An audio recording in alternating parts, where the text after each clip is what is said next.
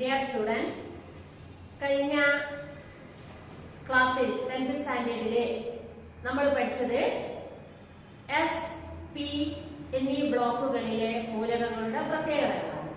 അപ്പോൾ ഇതെല്ലാം നമ്മൾ പഠിച്ചിട്ടുണ്ടാകില്ല. അത് മാത്രമല്ല, പീരിയോഡിക് ടേബിളിലെ രണ്ട് മൂലകങ്ങളുടെ പ്രത്യേകത, കോപ്പറിന്റെയും ക്രോമിയത്തിന്റെ അറ്റോമിക് നമ്പർ 24, കോപ്പർ 29. അപ്പൊ ഇതൊക്കെ നിങ്ങൾ വായിച്ചിട്ടുണ്ടാവും വിചാരിക്കുക. ഇല്ലെങ്കിൽ നല്ലതുപോലെ വായിച്ചു നോക്കുക. ഇന്ന് നമ്മൾ പറയാൻ പോകുന്നത് ഡി ബ്ലോക്ക് മൂലകങ്ങളുടെ പ്രത്യേകതകളാണ്. എന്തൊക്കെയാണ് ഡി ബ്ലോക്ക് മൂലകങ്ങളുടെ പ്രത്യേകത എന്ന് നമുക്ക് നോക്കാം. What are the characteristic features of D block? First point, they belong to 3 to 12th group. നമുക്കറിയാം, ഇവ 3 മുതൽ 12 വരെ ഗ്രൂപ്പുകളിൽ പെടുന്നവയാണ്. ഇവയ്ക്ക് ട്രാൻസിഷൻ എലമെന്റ്സ് അഥവാ സംക്രമണ മൂലകങ്ങൾ എന്നാണ് ഇവ അറിയപ്പെടുന്നത്. ട്രാൻസിഷൻ എലമെന്റ്സ് അഥവാ സംക്രമണ മൂലകങ്ങൾ. Second point, they are all metals. ഇവയെല്ലാം ലോഹങ്ങളാണ്. ഇതിലെ മെറ്റലോയിഡ്സോ അല്ലെങ്കിൽ നോൺ മെറ്റൽസോ ഒന്നുമില്ല. ഇവയെല്ലാം ആരാണ്? മെറ്റൽസ് ആണ്. They are all metals. Third point, the last electron fill in penultimate shell. അവസാന ഇലക്ട്രോൺ പൂരണം നടക്കുന്നത് ബാഹ്യതമ ഷെല്ലിന് തൊട്ടുള്ളിലുള്ള ഷെല്ലിലാണ്. അതാണ് പെനാൾട്ടിമേറ്റ് ഷെൽ. ബാഹ്യതമ ഷെല്ലിന് തൊട്ടുള്ളിലുള്ള സബ് ഷെല്ലാണ്. നമുക്ക് പഠിച്ചിട്ടുണ്ട്, ഡി ബ്ലോക്കിൽ പെടുന്ന അവസാന ഇലക്ട്രോണിക് കോൺഫിഗറേഷൻ 4s 3d ആണ്. അപ്പൊ 4s ഇലക്ട്രോൺ പൂരണം നടന്നതിന് ശേഷം എങ്ങോട്ട് പോകുള്ളൂ?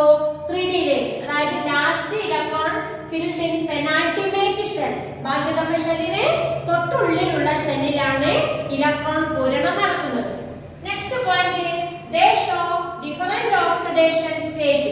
അതായത് ഇവ വ്യത്യസ്ത ഓക്സീകരണാവസ്ഥ കാണിക്കുന്നവയാണ്. നമുക്കറിയാം, first group +1 oxidation state, second +2 common oxidation state ആണ്. 13 ഗ്രൂപ്പ് +3, 14th +4 or -4, 15 -3, 16 -2, 17 -1 എന്നിങ്ങനെ കഴിഞ്ഞ 9ാം ക്ലാസ് പഠിച്ചതാണ്. ഈ വർഷം ഞാൻ എഴുതി തന്നിട്ടുണ്ട്. അത് നല്ലതുപോലെ വായിച്ചു നോക്കുക. എന്നാൽ D block elements show different oxidation state. അതായത് ഇവ വ്യത്യസ്ത ഓക്സീകരണാവസ്ഥ കാണിക്കുന്നു. മാത്രവുമല്ല, their compounds are colored when they dissolve in water. Colored compounds are formed. അതായത് ഇവയുടെ സംയുക്തങ്ങൾ കളറുള്ളവയായിരിക്കും, നിറമുള്ളവയായിരിക്കും. ഇതൊക്കെയാണ് ഈ ഡി ബ്ലോക്ക് മൂലകങ്ങളുടെ പ്രത്യേകത. ഒന്നും കൂടി നോക്കാം. എന്തൊക്കെയാണ്?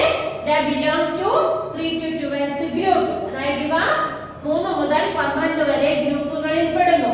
Second, they are all metals. ഇവയെല്ലാം ലോഹങ്ങളാണ്. Third point, the last electron filled in penultimate shell. ഇത് ഇമ്പോർട്ടന്റ് പോയിന്റ് ആണ്. അതായത് അവസാന ഇലക്ട്രോൺ പൂരണം നടക്കുന്നത് ബാഹ്യതമ ഷെല്ലിന് തൊട്ടുള്ളിലുള്ള ഷെല്ലിലാണ്. Next point, they show different oxidation state. അതായത് ഇവ വ്യത്യസ്ത ഓക്സീകരണാവസ്ഥ കാണിക്കുന്നു. Last point, their compounds are colored. ഇവയുടെ സംയുക്തങ്ങൾ നിറമുള്ളവയായിരിക്കും. ഇത്രയുമാണ് ഡി ബ്ലോക്ക് മൂലകങ്ങളുടെ പ്രത്യേകത. ഇനി നമുക്ക് അടുത്തതായിട്ട് ലാസ്റ്റ് എഫ് ബ്ലോക്ക് മൂലകങ്ങളുടെ പ്രത്യേകത എന്തൊക്കെയാണെന്ന് നോക്കാം. What are the peculiarities of F block elements? First point, they belong to 6th and 7th period. നമുക്കറിയാം, 6ാമത്തെയും 7ാമത്തെയും പീരീഡിൽ ഉൾപ്പെടുന്നവയാണവ. പീരിയോഡിക് ടേബിളിന്റെ അവസാനത്തെ 2 നിരയിലുള്ള മൂലകങ്ങളാണ് ലാന്തനോയിഡും ആക്ടിനോയിഡും. അപ്പൊ അവ എവിടുന്ന് വന്ന ആൾക്കാരാണ്? 6ാം ഗ്രൂപ്പിൽ നിന്നും 7ാം ഗ്രൂപ്പിൽ നിന്നും. അതുകൊണ്ടാണ് ഇവയ്ക്ക് എഫ് ബ്ലോക്ക് അഥവാ ഇന്നർ ട്രാൻസിഷൻ എലമെന്റ്സ് എന്നറിയപ്പെടുന്നത്. അപ്പൊ they belong to 6th and 7th period. അതായത് ഇവ 6, 7 എന്നീ പീരീഡുകളിലാണ് ഉൾപ്പെടുന്നത്. Second point, they are lanthanoids and actinoids. ലാന്തനം എന്ന എലമെന്റിന് ശേഷം വരുന്നവയാണ് 16 അതുപോലെ ആക്ടീനിയം എന്ന മൂലകത്തിന് ശേഷം വരുന്ന 14 മൂലകങ്ങളാണ് ആക്ടിനോയിഡ്സ്. അപ്പോൾ ഇവ ലാന്തനോയിഡുകളും ആക്ടിനോയിഡുകളുമാണ്. They are lanthanoids and actinoids. Third point, they show different oxidation state like D block elements. അതായത് D block elementsനെ പോലെ തന്നെ ഇവയും വ്യത്യസ്ത ഓക്സീകരണാവസ്ഥ കാണിക്കുന്നു. D block elementsനെ പോലെ ഇവയും എന്താണ്? ഡിഫറന്റ് ഓക്സിഡേഷൻ സ്റ്റേറ്റ് കാണിക്കുന്നു. Next point, most of the actinoids are radioactive and artificial elements. ആക്ടിനോയിഡുകളിൽ ഭൂരിഭാഗവും റേഡിയോ ആക്റ്റീവതയുള്ളവയാണ്, കൂടാതെ കൃത്രിമ മൂലകങ്ങളുമാണ്, ആർട്ടിഫിഷ്യൽ എലമെന്റ്സുമാണ്. ആക്ടിനോയിഡുകളിൽ ഭൂരിഭാഗവും റേഡിയോ ആക്റ്റീവതയുള്ളവയോ കൃത്രിമ മൂലകങ്ങളുമാണ്. Next point, uranium, thorium, plutonium. Uranium U H, plutonium P U. ഇവ ന്യൂക്ലിയർ റിയാക്ടറുകളിൽ ഇന്ധനമായി ഉപയോഗിക്കുന്നു. Uranium, thorium, plutonium are used as fuel in petroleum industry. Nuclear റിയാക്ടറുകളിൽ ഇന്ധനമായിട്ട് ഉപയോഗിക്കുന്നു. Last point, most of the F block elements are used in catalyst. അതായത് ഉൽപ്രേരകങ്ങളായിട്ട് ഉപയോഗിക്കുന്നത്. Petroleum ഇൻഡസ്ട്രിയിലെ ഉൽപ്രേരകങ്ങളായി, petroleum വ്യവസായത്തിലെ കാറ്റലിസ്റ്റ് ഉൽപ്രേരകങ്ങളായിട്ട് ഇവ ഉപയോഗിക്കുന്നു. ഇതൊക്കെയാണ് എഫ് ബ്ലോക്ക് മൂലകങ്ങളുടെ പ്രത്യേകത. ശ്രദ്ധിക്കാം. കുറച്ചു നേരത്തെ നമ്മൾ പറഞ്ഞു D block elements different oxidation state കാണിക്കുന്നു, അതായത് വ്യത്യസ്ത ഓക്സീകരണാവസ്ഥ കാണിക്കുന്നു എന്ന്. അപ്പോ അതിന് ചില എക്സാമ്പിളുകൾ തരാം. നിങ്ങൾക്കറിയാം മാംഗനീസ് Mn അറ്റോമിക നമ്പർ 25 ആണ്, ഒരു ഡി ബ്ലോക്ക് എലമെന്റ്സ് ആണ്. ഫസ്റ്റ് ഗ്രൂപ്പിന്റെ ഓക്സിഡേഷൻ സ്റ്റേറ്റ് +1 ഉം സെക്കൻഡ് ഗ്രൂപ്പിന്റെ ഓക്സിഡേഷൻ സ്റ്റേറ്റ് +2 ആണെന്ന് അറിയാം. എന്നാൽ 3 മുതൽ 12 വരെയുള്ള D block elements different oxidation state കാണിക്കുന്നവയാണ്. Example MnCl2, MnO2. ഈ രണ്ട് സംയുക്തത്തിൽ കോമ്പൗണ്ടിൽ കോമൺ ആയിട്ട് കാണുന്നവയാണ് Mn. ഈ Mnന്റെ ഓക്സിഡേഷൻ സ്റ്റേറ്റ് കണ്ടുപിടിക്കണം. കുറച്ച് ഭാഗങ്ങൾ 9ാം ക്ലാസ് പഠിച്ചതാണ്. അപ്പൊ നോക്കുക, അതില് ആ സമയത്ത് പറഞ്ഞിട്ടുണ്ട് Clന്റെ ഓക്സിഡേഷൻ സ്റ്റേറ്റ് -1 ആണ്, O -2 ആണ്. അതെല്ലാ സമയത്തും ഓർമ്മ ഉണ്ടാവണമെന്നും പറഞ്ഞതാണ്. 10ാം ക്ലാസ്സിൽ അത് വരും, തീർച്ചയായും പഠിച്ചിരിക്കണം എന്ന് പറഞ്ഞത് നിങ്ങൾ ബൈഹാർട്ട് പഠിച്ചിരിക്കണം. Clന്റെ ഓക്സിഡേഷൻ സ്റ്റേറ്റ് -1, ഓക്സിജൻ -2. അപ്പോ ക്ലോറിനും ഓക്സിജനും അടങ്ങിയ സംയുക്തം മാത്രമേ നിങ്ങൾക്ക് പരീക്ഷയ്ക്ക് ഉണ്ടാവുള്ളൂ, അതിലപ്പുറത്തേക്കൊന്നും വരില്ല. അതുകൊണ്ട് ഓർമ്മിക്കുക, Cl ഓക്സിജൻ -1, ഓക്സിജൻ -2. കണ്ടുപിടിക്കുന്ന വിധം നോക്കുക. Clന്റെ ഓക്സിഡേഷൻ സ്റ്റേറ്റ് -1 ആണ്. അപ്പൊ Clന്റെ മുകളിൽ -1 എഴുതുക. അങ്ങനെയാവുമ്പോൾ രണ്ട് Clന്റെ ഓക്സിഡേഷൻ സ്റ്റേറ്റ് എത്രയാവും? -1 × 2 -2. കഴിഞ്ഞ വർഷം പഠിച്ചൊരു മെത്തേഡ് ഓർമ്മയുണ്ടോ? ഒരു കോമ്പൗണ്ടിൽ പോസിറ്റീവ് ഓക്സിഡേഷൻ നമ്പറും നെഗറ്റീവ് ഓക്സിഡേഷൻ നമ്പറും സെയിം ആയിരിക്കും. പോസിറ്റീവ് ഓക്സിഡേഷൻ നമ്പറും നെഗറ്റീവ് ഓക്സിഡേഷൻ നമ്പറും സെയിം ആയിരിക്കും. പോസിറ്റീവ് ഓക്സിഡേഷൻ നമ്പർ എന്ന് പറഞ്ഞാൽ എന്താണ്? എത്ര ഇലക്ട്രോൺ ആണോ കൊടുക്കുന്നത്. ഒരു കോമ്പൗണ്ടിലാവുമ്പോൾ കൊടുക്കുന്നതല്ലേ വാങ്ങാൻ പറ്റുള്ളൂ. അപ്പോ 2 കൊടുക്കുകയാണെങ്കിൽ 2 തൊട്ടടുത്ത എലമെന്റിന് വാങ്ങാൻ പറ്റുള്ളൂ. ഇവിടെ നമുക്കിപ്പോ അറിയാൻ പറ്റുന്നത് ക്ലോറിൻ്റെതാണ്. ക്ലോറിൻ -1 ആണ്. -1 × 2 -2 എങ്കിൽ Mn എത്രയായിരിക്കും? +2. അതായത് MnCl2യിലെ മാംഗനീസിന്റെ ഓക്സിഡേഷൻ നമ്പർ +2 ആണ്. എങ്ങനെയാ കിട്ടിയെന്ന് മനസ്സിലായോ? Clന്റെ ഓക്സിഡേഷൻ നമ്പർ -1 × 2 -2 എങ്കിൽ Mn കോമ്പൗണ്ടിൽ പോസിറ്റീവ് ഓക്സിഡേഷൻ നമ്പറും നെഗറ്റീവ് ഓക്സിഡേഷൻ നമ്പറും സെയിം ആയിരിക്കും. ഇനി അടുത്തൊന്ന് നോക്കുക. ഓക്സിജന്റെ ഓക്സിഡേഷൻ നമ്പർ -2. -2 × 2 -4 എങ്കിൽ Mn എത്രയായിരിക്കും? അതായത് രണ്ട് ഓക്സിജനും കൂടി MnO2 എന്ന കോമ്പൗണ്ട് അഥവാ സംയുക്തത്തിൽ രണ്ട് ഓക്സിജനും കൂടി 4 ഇലക്ട്രോണിനെ അക്സെപ്റ്റ് ചെയ്തിട്ട് സ്വീകരിച്ചിട്ടുണ്ട്. അതാണ് -4 ആയത്. എങ്കിൽ Mn എത്ര കൊടുത്തിട്ടുണ്ടാവും? 4. അതായത് +4. ഒന്നുകൂടി പറഞ്ഞുതരാം. ഓയുടെ ഓക്സിഡേഷൻ സ്റ്റേറ്റ് -2 ആണ്. -2 × 2 -4 എങ്കിൽ Mn +4. അപ്പൊ മനസ്സിലായോ? ഇവിടെ ഒരു ഡി ബ്ലോക്ക് എലമെന്റ് ആയ MnCl2 യിലെ +2 ഓക്സിഡേഷൻ സ്റ്റേറ്റും MnO2 യിലെ +4 ഓക്സിഡേഷൻ സ്റ്റേറ്റും കാണിക്കുന്നു. അതായത് നമ്മൾ പഠിച്ചു നേരത്തെ D block element different oxidation state കാണിക്കുന്നവയാണെന്ന്.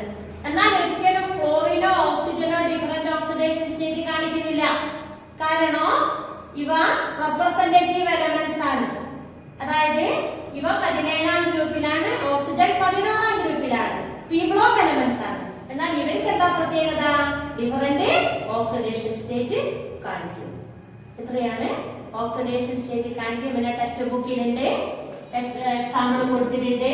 നിങ്ങൾക്ക് ചെയ്യാനുള്ളതാണ് FeCl3 FeCl3 ഇവയിൽ ഓക്സിഡേഷൻ സ്റ്റേറ്റ് കാണുന്ന വിധം വേഗം പറഞ്ഞു നോക്കുക. Cl എത്രയാണ്? -1. രണ്ടിലും -1 ആണ്. -1 × 2 -2 എങ്കിൽ Fe +2. FeCl3 ലോ -1 × 3 -3 എങ്കിൽ Fe +3. ഇതും ഒരു ഡി ബ്ലോക്ക് എലമെന്റ് ആണ്. Fe +2 +3 എന്നീ ഓക്സിഡേഷൻ സ്റ്റേറ്റ് കാണിക്കും. ഇനി നമുക്ക് ഓക്സിഡേഷൻ സ്റ്റേറ്റ് കണ്ടെത്തിയിട്ട് ഇലക്ട്രോൺ കോൺഫിഗറേഷൻ കാണുന്ന വിധവും കൂടിയാണ് ഈ ചാപ്റ്ററിൽ പഠിക്കാനുള്ളത്. അതുകൂടി നോക്കാം. ശ്രദ്ധിക്കുക. അതായത് ഓക്സിഡേഷൻ സ്റ്റേറ്റ് കണ്ടെത്തിയിട്ട് ഇലക്ട്രോൺ കോൺഫിഗറേഷൻ കാണുന്ന വിധമാണ് ഇനി നമുക്ക് പഠിക്കാനുള്ളത്. Fe iron. അയണിന്റെ ആറ്റോമിക നമ്പർ 26 ആണ്. FeCl3 യിൽ Feയുടെ അതായത് അയണിന്റെ ഓക്സിഡേഷൻ നമ്പർ കണ്ടെത്തി ഇലക്ട്രോൺ കോൺഫിഗറേഷൻ എഴുതാം. ഒന്നുകൂടി പറഞ്ഞുതരാം. അയണിന്റെ ആറ്റോമിക നമ്പർ 26 ആണ്. എങ്കിൽ FeCl3 എന്ന സംയുക്തത്തിൽ അയണിന്റെ ഓക്സിഡേഷൻ നമ്പർ കണ്ടെത്തി സബ്ഷൽ ഇലക്ട്രോൺ കോൺഫിഗറേഷൻ എഴുതണം. അതായത് the atomic number of Fe is equal to 26. In FeCl3, find out the oxidation number of Fe and write the electronic configuration of Fe ion. മനസ്സിലായോ? The atomic number of Fe is equal to 26. In FeCl3, find out the oxidation state of Fe or iron and write the electronic configuration of Fe ion. അതായത് FeCl3 യിൽ Fe എന്ന അയോണിന്റെ oxidation number കണ്ടെത്തിയിട്ട് ആ അയോണിന്റെ electron configuration എഴുതണം. Important ആണ്. പരീക്ഷയ്ക്ക് 4 മാർക്കിന് ചോദിക്കുന്ന ഒരു ചോദ്യമാണ്. ഇത് നല്ലതുപോലെ മനസ്സിലാക്കാം. അപ്പൊ നിങ്ങൾക്ക് അറിയാം Feയുടെ ഇലക്ട്രോൺ കോൺഫിഗറേഷൻ നമ്മൾ സബ്ഷൽ ഇലക്ട്രോൺ കോൺഫിഗറേഷൻ പഠിച്ചിട്ടുണ്ട്. അതുപ്രകാരം 1s2 2s2 2p6 3s2 3p6 4s2 3d6 ഇത് നിങ്ങൾക്ക് അറിയാം. ഇനി നമ്മൾ കാണേണ്ടത് എന്താണ്? FeCl3 യിൽ എത്രയാണ് Feയുടെ ഓക്സിഡേഷൻ സ്റ്റേറ്റ് എന്ന് കാണണം. അപ്പൊ ഞാൻ നേരത്തെ പറഞ്ഞു Cl ന്റെ ഓക്സിഡേഷൻ സ്റ്റേറ്റ് എത്രയാണ്? -1. -1 into 3 -3. എങ്കിൽ Fe എത്രയാണ്? +3. അപ്പൊ നമുക്ക് കാണേണ്ടത് ഇതാണ്. FeCl3 ലെ Cl -1 ആണ്. -1 into 3 -3 എങ്കിൽ Fe എന്തായിരിക്കും? +3. ഒന്ന് പോസിറ്റീവ് ആണെങ്കിൽ മറ്റേത് നെഗറ്റീവ് ആയിരിക്കും. ഇനി നമുക്ക് കാണേണ്ടത് Fe +3 യുടേതാണ്. എഴുതുക. Fe 3 or +3 രണ്ടും എഴുതാം. ഈസ് ഈക്വൽ ടു, ഇവിടെ ശ്രദ്ധിക്കുക, +3 എന്ന് പറഞ്ഞാൽ അർത്ഥം എന്താ? 3 ഇലക്ട്രോണിനെ വിട്ടുകൊടുത്തതാണ്. 3 ഇലക്ട്രോണിനെ അത് ക്ലോറിന് ഡൊണേറ്റ് ചെയ്തതുകൊണ്ടാണ് അത് +3 ആയത്. അല്ലേ? നിങ്ങൾക്ക് അറിയുന്ന കാര്യമാണ്. കൊടുക്കുമ്പോൾ ചാർജ് പോസിറ്റീവും സ്വീകരിക്കുമ്പോൾ ചാർജ് നെഗറ്റീവുമാണ്. അപ്പൊ +3 എന്ന് പറയുമ്പോൾ 3 ഇലക്ട്രോണിനെ അത് കൊടുക്കണം. ആർക്കും എന്നില്ല. നോക്കുമ്പോള് ആദ്യം തന്നെ ഇലക്ട്രോൺ എവിടുന്നാ പോവുക? ലാസ്റ്റ് ഷെല്ലിൽ നിന്നാണ്. അപ്പൊ ഇവിടെ ലാസ്റ്റ് ഷെല്ല് ഏതാ? 4 ആണ്. അതായത് ലാസ്റ്റ് ഷെല്ലിന് തൊട്ടുള്ളിലുള്ള 3Dയിലാണ് ഇലക്ട്രോൺ ഫില്ലിംഗ് നടക്കുന്നത് ഡി ബ്ലോക്കിന്. എന്നാൽ ലാസ്റ്റ് ഷെല്ല് ഏതാ? 4s, നാലാമത്തെ ഷെല്ലാണ്. അപ്പോൾ നാലാമത്തെ ഷെല്ലിൽ നിന്നാണ് ആദ്യ ഇലക്ട്രോൺ കൊടുക്കുക. അതായത് 4s ന്ന് 2 ഇലക്ട്രോൺ പോയി. ഇവിടെ എത്രണ്ണം പോയിട്ടുണ്ട്? 3 + 3 എണ്ണം പോവണം. ഇനി തൊട്ടുള്ളിലുള്ള ഷെല്ല് ഏതാ? 3D. 3Dയിലോ ഈ 6 എണ്ണത്തിൽ ഇവിടുന്ന് 2 എണ്ണം പോയി 3Dയിൽ എത്ര എണ്ണം പോവണം? 1. അതായത് ഡിയിലെ ഒരു ഇലക്ട്രോണിനെയും കൂടി കൊടുക്കുന്നു. ഇനി കോൺഫിഗറേഷൻ എങ്ങനെ എഴുതാമെന്ന് നോക്കുക. മനസ്സിലായോ? അതായത് Fe 3 ഇലക്ട്രോൺ പോണം. 3 ഇലക്ട്രോൺ എന്ന് പറയുമ്പോ അവസാന ഷെല്ലാണ് 4s. അതിന് 2 ഇലക്ട്രോൺ പോയി. പിന്നെയോ 3Dന്ന് 6 ഉണ്ട്. അതിന് 1 ഇലക്ട്രോൺ കൊടുക്കും. അതായത് S സബ്ഷെല്ലിലെയോ തൊട്ടുള്ളിലെ D സബ്ഷെല്ലിൽ 1 മുതൽ 5 വരെയോ ഇലക്ട്രോണുകളെ വിട്ടുകൊടുക്കാം. അപ്പൊ ഇവിടെ 1 ഇലക്ട്രോണിനെയും വിട്ടുകൊടുത്തപ്പോ 3 എണ്ണം കൊടുത്തു. ഇനി ഇലക്ട്രോണിക് കോൺഫിഗറേഷൻ എങ്ങനെയാണെന്ന് നോക്കാം. 1s2 2s2 2p6 3s2 3p6. 4s2 വേണോ? വേണ്ട. അതായത് 4sലെ 2 ഇലക്ട്രോൺ പോയി. അപ്പൊ ആ ഷെല്ലും പോയി. ഇനി വരികയാണ് 3D. 3Dയിൽ എത്ര ഇലക്ട്രോൺ ഉണ്ടാവും? 6 എണ്ണത്തിൽ 1 പോയ എത്ര ഉണ്ട്? 5. അപ്പൊ ഇതാണ് FeCl3യില് Feന്റെ ഓക്സിഡേഷൻ നമ്പർ 3+ ആണ്. അതിന്റെ സബ്ഷെൽ ഇലക്ട്രോണിക് കോൺഫിഗറേഷൻ. മനസ്സിലായോ? ഇതാണ് ഇലക്ട്രോൺ കോൺഫിഗറേഷൻ കാണുന്ന വിധം. ഏകദേശം ഈ ചാപ്റ്റർ അവസാനം വരെ ഞാൻ പറഞ്ഞു തന്നു. അപ്പൊ ശ്രദ്ധിക്കുക. അതിൽ ഇനി ഏതെങ്കിലും വിട്ടുപോയിട്ടുണ്ടെങ്കിൽ അടുത്ത ക്ലാസ്സിൽ നമുക്ക് മറ്റേ ചാപ്റ്റർ തുടങ്ങുന്നതിന് മുമ്പേതായാലും കുറെ വർക്ക് ചെയ്യാനുണ്ട്. ഇതില് പിന്നെ വിലയിരുത്താൻ എന്ന ഭാഗത്ത് കുറെ ചെയ്യാനുണ്ട്. ആ സമയത്ത് നമുക്ക് വിട്ടുപോയ ഭാഗങ്ങൾ കൂടി പറഞ്ഞു തരാം. എന്നാലും ചാപ്റ്റർ ഏകദേശം തീർന്നതാണ്. അപ്പൊ നിങ്ങള് ഏതൊക്കെയാ നമ്മളിന്ന് പഠിച്ചതെന്ന് ആലോചിച്ച് നോക്കി. ഇന്നിപ്പോ ഡി ബ്ലോക്ക് മൂലകങ്ങളുടെ പ്രത്യേകത, എഫ് ബ്ലോക്ക് മൂലകങ്ങളുടെ പ്രത്യേകത, പിന്നെ എന്തൊക്കെയാണ് ഈ ഇത് കാണുന്ന വിധം, അതായത് ഇലക്ട്രോൺ വിന്യാസം എഴുതിയിട്ട് ഒരു സംയുക്തത്തിൽ എങ്ങനെയാണ് ഓക്സിഡേഷൻ സ്റ്റേറ്റ് എന്ന് കണ്ടുപിടിച്ചിട്ട് സബ്ഷെൽ ഇലക്ട്രോൺ കോൺഫിഗറേഷൻ കാണുന്ന വിധമാണ് പഠിച്ചത്. നമുക്ക് കുറെ വർക്ക് ചെയ്യുമ്പോൾ കൂടുതലായിട്ട് മനസ്സിലാക്കുക. ഇനിയിപ്പോൾ ഈ ചാപ്റ്ററിൽ എന്തൊക്കെ നിങ്ങൾ പഠിച്ചു എന്ന് ആലോചിച്ച് നോക്കുക. ആദ്യം തന്നെ ഷെല്ലുകള്, സബ് ഷെല്ലുകള്, ഓരോ സബ് ഷെല്ലിലും ഉൾക്കൊള്ളാവുന്ന ഇലക്ട്രോണിന്റെ എണ്ണം, സബ്ഷെൽ ഇലക്ട്രോൺ വിന്യാസം കണ്ടെത്തിയിട്ട് ഗ്രൂപ്പ്, പിരീഡ്, ബ്ലോക്ക് ഇവ കാണുന്ന വിധം പഠിച്ചു. പിന്നെ 2 മൂലകങ്ങളായ കോപ്പറിലും ക്രോമിയത്തിലുള്ള പ്രത്യേകത പഠിച്ചു. അത് കഴിഞ്ഞതിന് ശേഷം ഓരോ ബ്ലോക്കിന്റെയും പ്രത്യേകതകളും കൂടാതെ ഓക്സിഡേഷൻ നമ്പർ കണ്ടെത്തിയിട്ട് ഇലക്ട്രോൺ കോൺഫിഗറേഷൻ കാണുന്ന വിധവും പഠിച്ചു. ഇതൊക്കെ അടുത്ത ക്ലാസ്സിൽ നല്ലതുപോലെ വായിച്ചു നോക്കുക. എന്നിട്ട് ഡൗട്ട് ഉണ്ടെങ്കിൽ എൻ്റെ നമ്പറിൽ വിളിച്ച് ചോദിക്കാം. ഓക്കെ.